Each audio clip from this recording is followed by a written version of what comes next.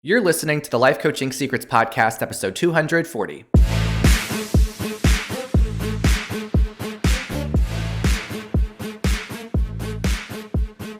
Did you know that life coaches are needed now more than ever? I'm Frank Macri, founder of Thriving Coach Academy. I've trained over 1,000 coaches and helped them launch their own successful coaching businesses. If you want to make an incredible income and impact as a coach and have a lot of fun doing it, I'll show you exactly how to get it done. This is Life Coaching Secrets. What's up, coaches? In this episode, we're covering the invisible habits behind extraordinary success. I'm so excited for this. By the way, episode 240, can you believe it? Who's been here since the very beginning? It's been a wild and fun ride. So I have a question for you. What if extraordinary success has far less to do with talent or luck and far more to do with just a handful of habits that most people never stop to question? And I'm not talking about cliche advice that you've heard 1,000 times, like wake up earlier or just make your bed or just want it badly enough. I'm talking about the deeper habits that quietly shape how you think and how you respond when life gets uncomfortable.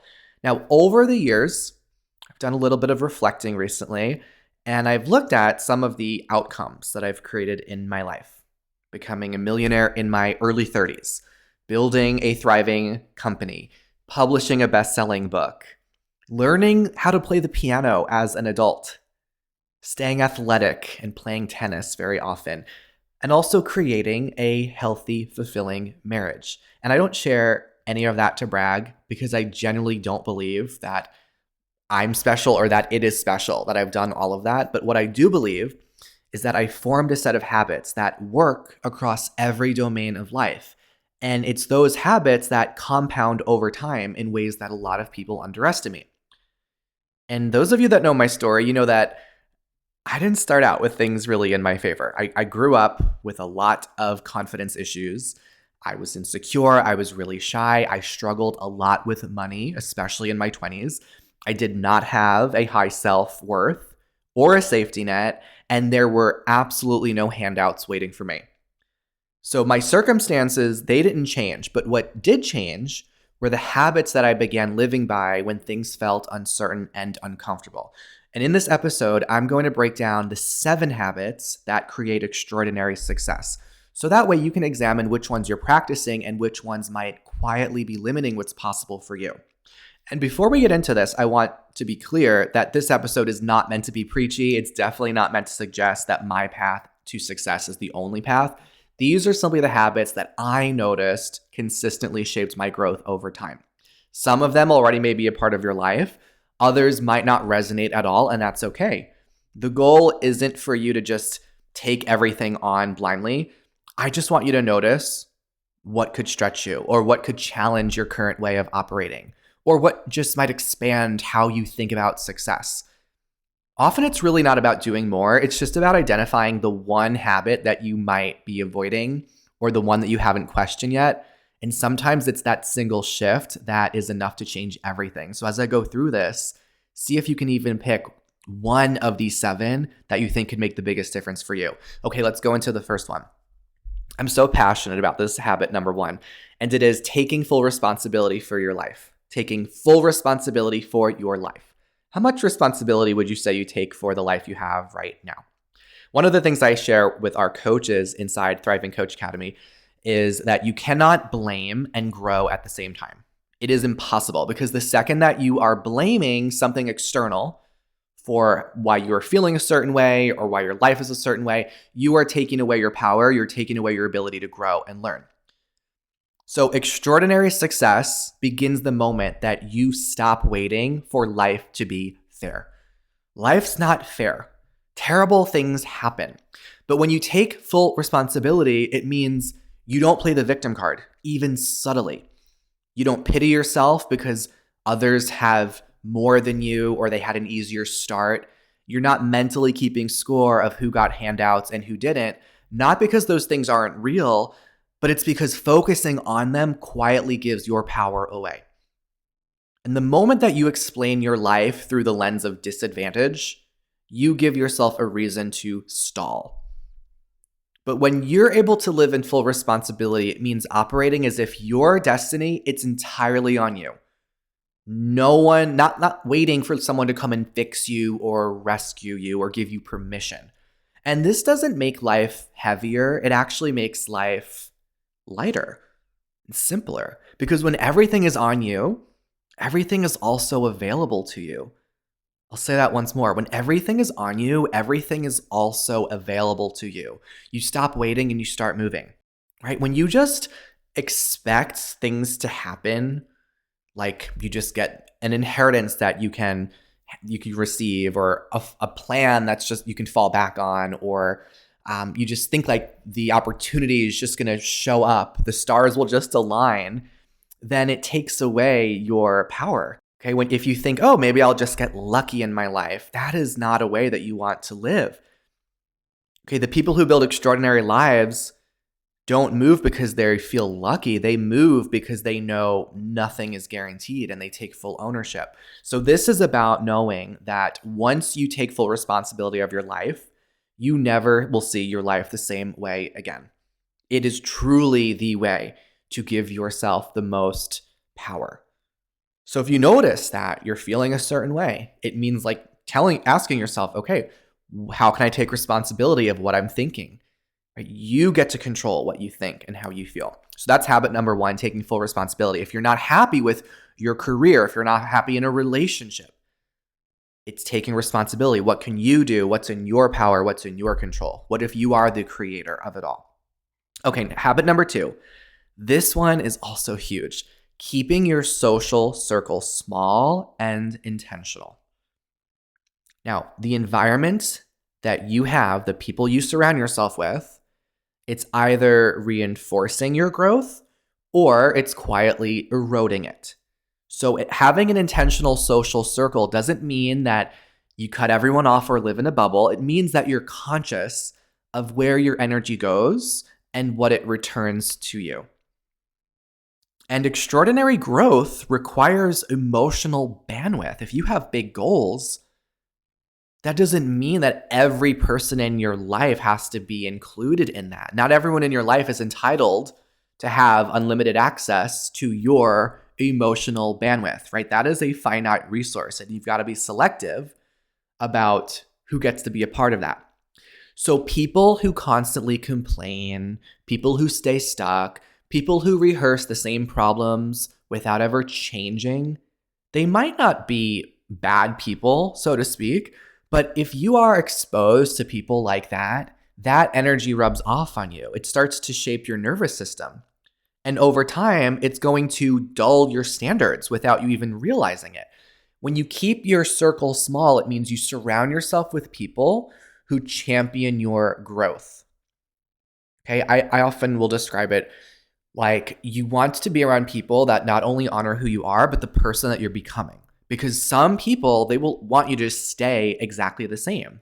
They will want, because that's what's familiar and comfortable to them. But it's amazing when you can be around people that are honoring your growth. Keeping your circle small means surrounding yourself with those that take responsibility, people who don't create unnecessary drama, people who don't attach themselves to negativity and victimhood. Now, this doesn't require confrontation or having dramatic exits with people in your life.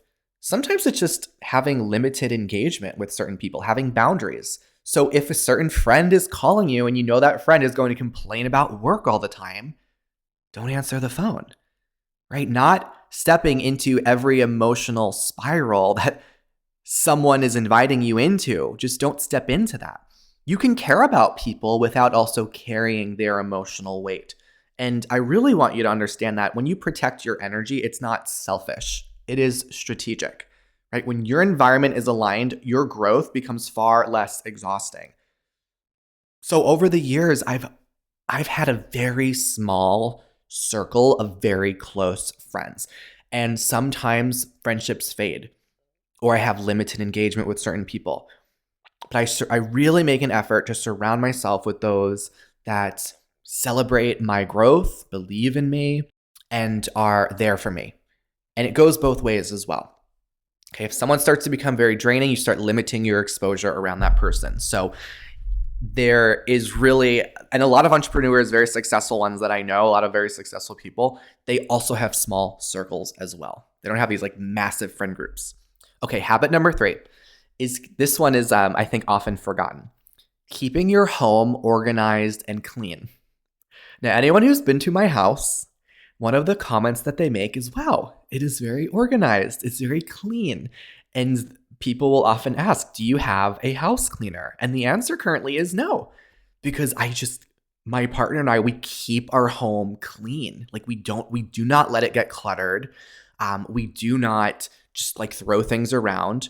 And this is a daily habit. Okay. This is something that we need to keep on top of every day, but it makes a huge difference. Your physical environment has an ongoing impact on your mental state. Even if you think that you can just tune out your physical home environment, you're not. It's having an effect on you. Okay? When you have clutter, it is creating this constant low-level stimulation that your brain has to process in the background. So every little pile or every unfinished task or things you have lying around, every object without a home becomes this little open mental loop in your brain, and this quietly drains your focus and your emotional bandwidth. And over time, as you accumulate external clutter, it actually turns into internal clutter, right? You might notice it as difficulty concentrating, or if you're feeling overwhelmed without really knowing why, or you procrastinate, or you just feel this general sense of mental fatigue. When you have an environment that's chaotic, your nervous system never fully relaxes because you're always slightly on.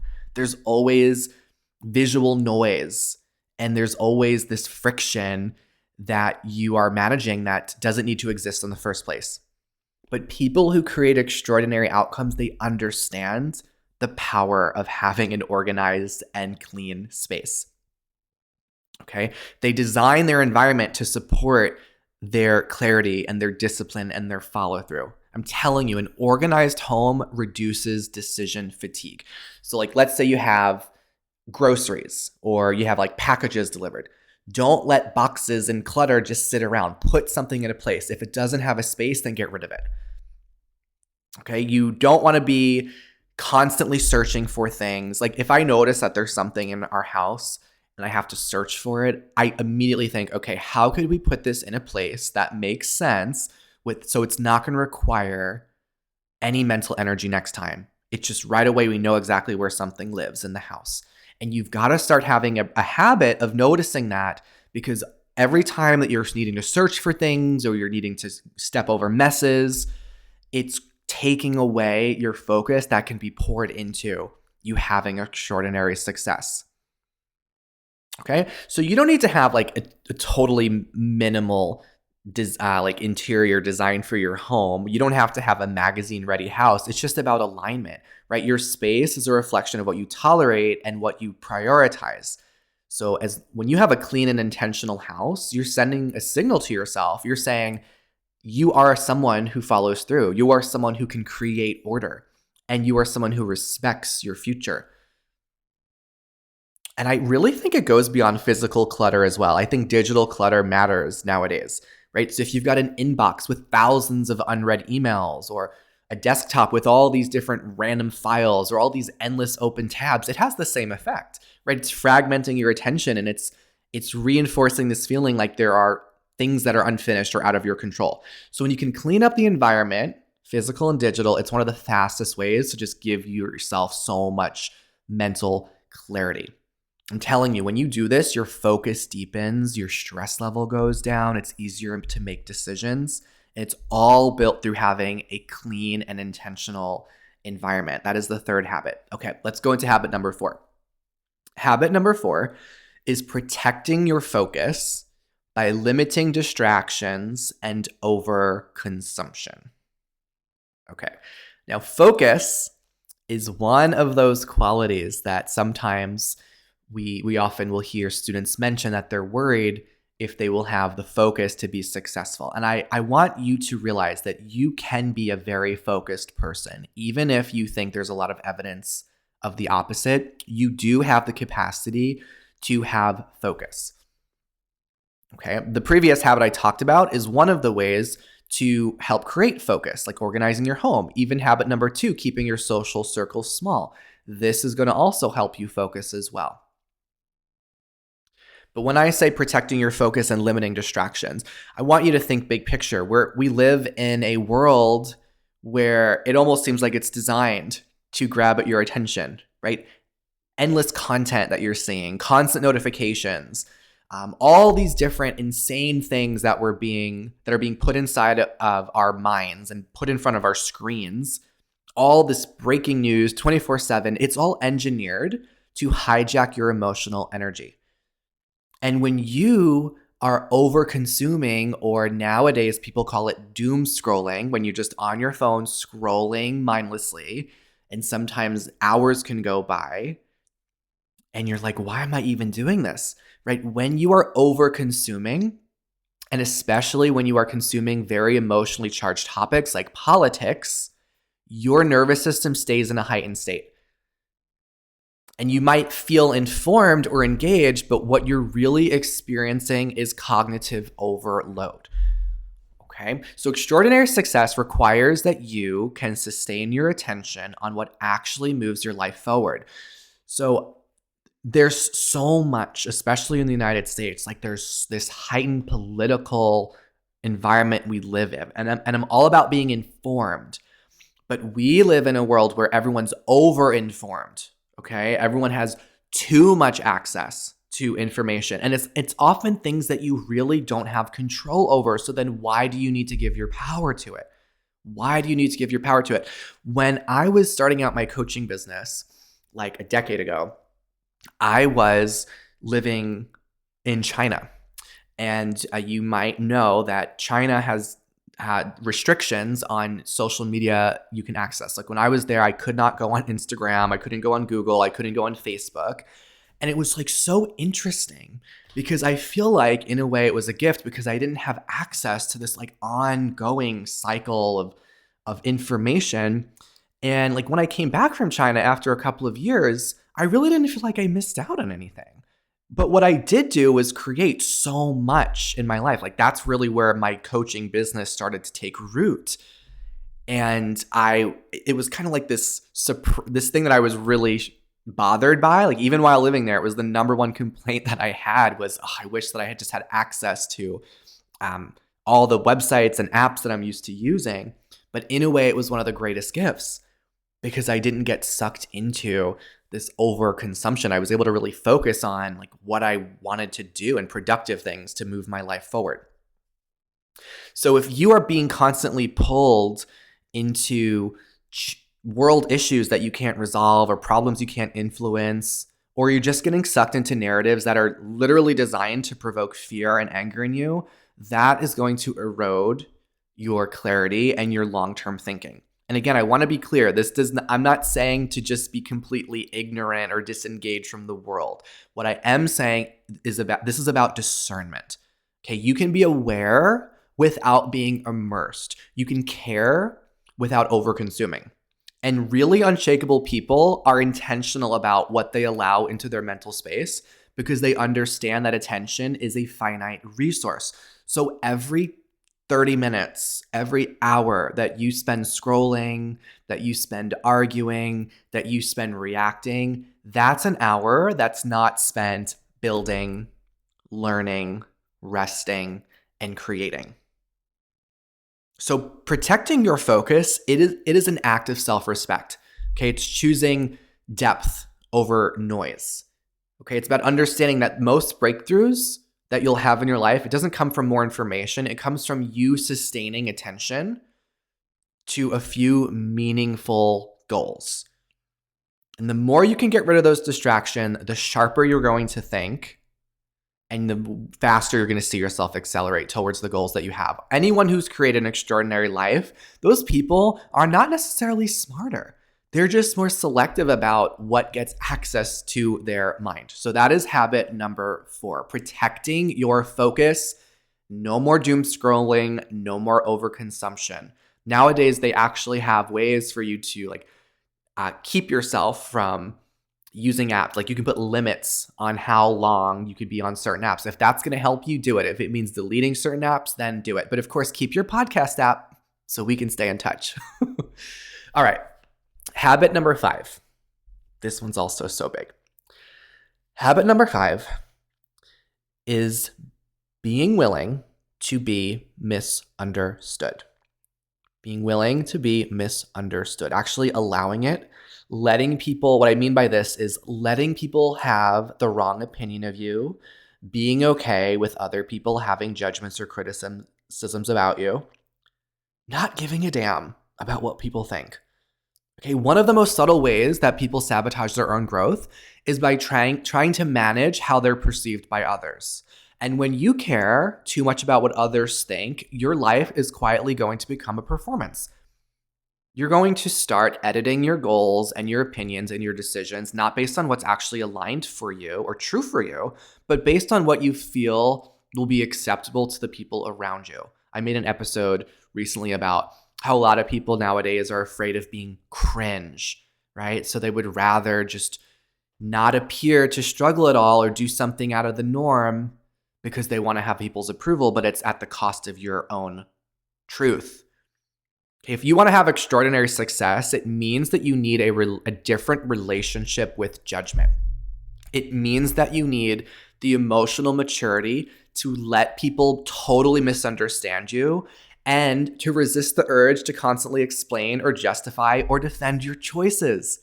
Not everyone needs context. Not everyone in your life is entitled to clarity. When I was getting into coaching, so many people didn't understand it. There were judgments about it. Some people like really close, some family even. I allowed them to misunderstand. I didn't have to explain it. And the thing is, most judgment isn't actually about you. It's about your choices.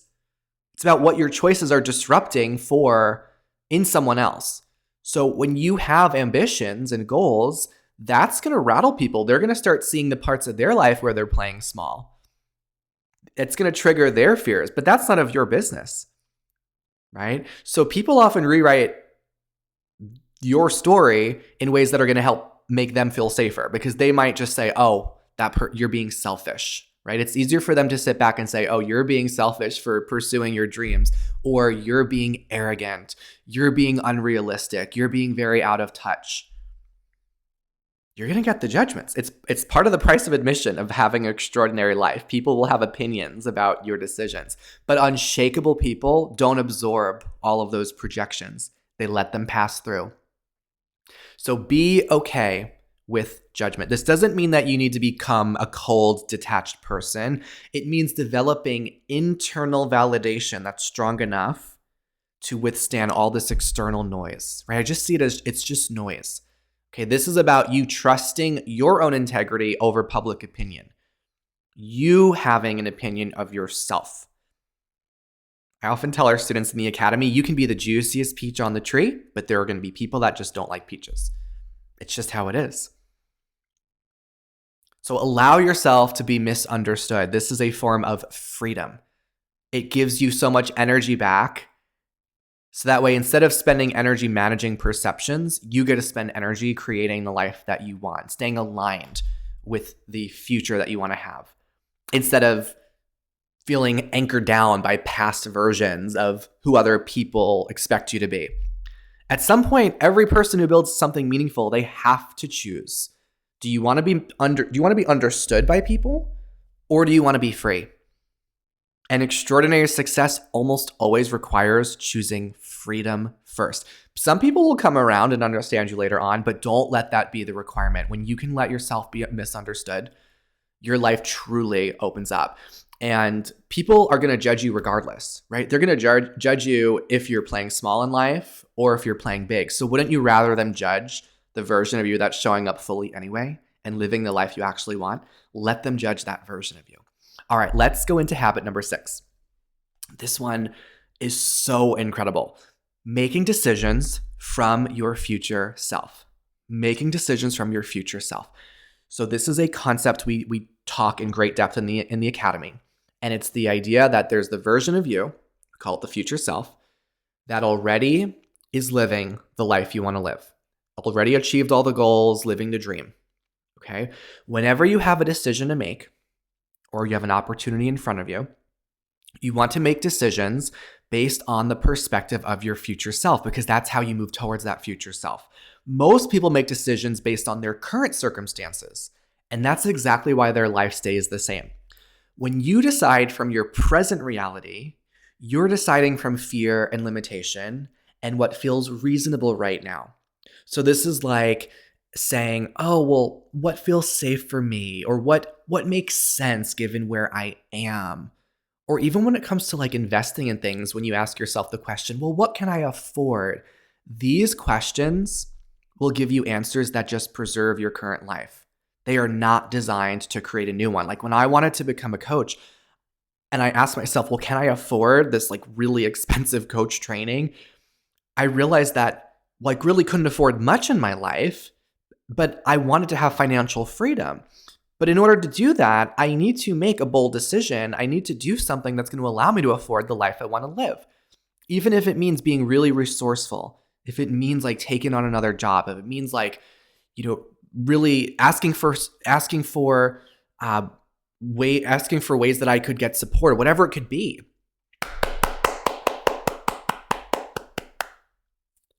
Asking myself how I could be really resourceful. I told myself, I'm not going to say, what can I afford this or what can I afford? I'm going to ask myself, how can I afford it? And just figure it out. And that's exactly what I did. So extraordinary change requires a different decision-making lens. Okay, you ask yourself, what will your future self thank you for? That's one of the best questions to have whenever you're faced with some kind of opportunity or path in front of you or something you're not sure about. What is the decision your future self would thank you for? And then make that decision. That's the answer. Not what feels comfortable, not what feels safe or even reasonable, but what moves you closer to the person you want to become. Whenever you make decisions from your future self, they're going to feel uncomfortable. They're going to feel insane. They're going to feel irrational based on your current version of you making them. And that's exactly why they work, because those are the bold decisions that create extraordinary success, right? Every single meaningful upgrade in your life is preceded by a moment of fear, a moment where you don't feel ready, a moment where your logical part of your brain is trying to tell you to just stay put. And the people who break through aren't necessarily braver. They're just willing to act before that certainty shows up. They understand that whatever decision that you make, it's either reinforcing the life you have or it's actively creating the life you want. There is no neutral. So whenever you're making a decision, consider that. Is the decision reinforcing the life you have, or is it creating the life that you want? And I remember for years, I would tell myself, I just can't afford it. For certain things that I wanted to invest in, I thought, it just seems like it's not responsible. But in reality, it kept me stuck because I wasn't investing in things that could really elevate my income or change my trajectory. And the moment I started making decisions from who I wanted to be instead of who I was, everything shifted. So your future is not built by taking little small cautious choices. It's built often by just one or two extraordinary decisions that totally rewire what's possible. When I look back at my life, I think the decision to become a coach and like invest in really high quality coach training, and the decision to move to China for a couple of years, those were the really bold decisions that rewired everything. And more often than not, the only thing separating where you are from where you want to be is just one decision that your future self is waiting for you to make. If you checked in with yourself right now, what is that decision for you that you know will completely change everything? Okay, let's get into the seventh habit. The seventh habit is investing in mentorship and accountability. Now, for a long time, I believed that I had to do everything alone. If someone offered me help or support, I immediately rejected it because I bought into this version of rugged individualism that sounded strong, but it was actually very limiting. That's how I operated for a lot of my early 20s. I thought if you asked for help, it was a sign of weakness. If I were truly capable, I should just be able to figure it out on my own, muscle my way through. And this mindset kept me stuck way longer than it needed to, because the truth is no one becomes successful alone. There's no such thing as a solopreneur. Every meaningful level up in your life, it requires support. It requires accountability. Now, the first real investment that I ever made in my personal growth was a coach training program that cost over $10,000. And I was in my early 20s, not making big money, and this was terrifying. There was no part of me that felt ready or financially comfortable doing this, but I knew that staying where I was even scarier. So I didn't decide to get into coaching because I felt ready or I felt safe getting into it. I did it because I knew to my bones that it would transform my life. And that decision changed everything, right? What I learned over time is that when you're overly skeptical and when you are insisting on just being self-reliant, or you're just waiting for things to feel safe, this will hold you back. Now, this doesn't mean listening to everyone or like outsourcing your thinking. It just means choosing mentors or coaches or just environments that will stretch you and raise your standard for yourself and hold you accountable when it gets tough. So if you want to get to a certain level in your life, the fastest way there is to learn from someone who already lives it. And over the years, I've invested well over $50,000 in forms of coaching and mentorship. And many of the mentors that I've worked with charged 5 figures. And every single time I've made those investments, I made them knowing my life's about to level up. My life is about to transform. And I've never once regretted investing in my growth. And I didn't do this from a place of excess as well. I did it with a scrappy budget. I wasn't bringing in lots of money at those chapters of my life. I lived minimally. I didn't spend money recklessly on clothes or jewelry or things that one would equate with having like a status symbol. I saved intentionally and I invested in support because I understood something that I saw a lot of other people missing. Support is not an expense, it's leverage. Okay, investing in mentorship and support, it's leverage. Whenever you invest in mentorship, something's going to transform. It's going to accelerate you going from A to B. And I want you to know that you deserve the best support you can possibly get. Not because you're weak, but because you're serious about the life you're creating, right? If you're listening to this episode, you are serious about the life you're creating. So as we wrap up, I want to invite you to slow down and reflect on what we've covered, not to judge yourself, but just notice what has stood out to you. So I'm going to ask you some final questions. Number 1, where in your life are you still waiting for someone or something to save you? What would change if you fully took responsibility for that area? Number 2, who has the most influence on your mindset right now, intentionally or not? And are the people that you're spending the most time with reinforcing your growth, or are they reinforcing your stagnation? Number 3, what does your physical environment say about the standards that you're living by? If your space actually reflected your future self, what would need to change?